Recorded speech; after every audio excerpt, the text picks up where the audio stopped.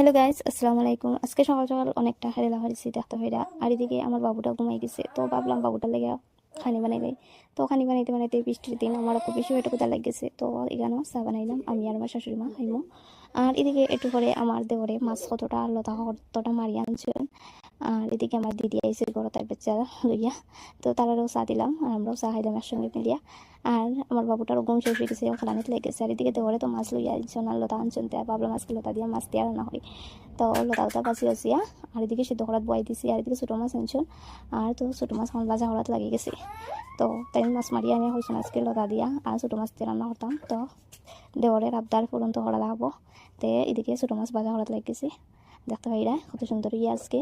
আর এদিকে লতা সিদ্ধ হয়ে গেছে, আর এদিকে ভাতও রান্না বয়েছে। কারেন্টের মধ্যে রান্না বয়েছি, একটু করে কারেন্ট আর একটু করে যায়। আর এদিকে লতা সিদ্ধ হয়ে গেছে আর মাছ ভাজি অলমোস্ট হয়ে গেছে। এখন এটাই ধরে একটু নাড়াইয়া দিই, চারিদিক যেন ভাজা ভাজা হয়ে যায়।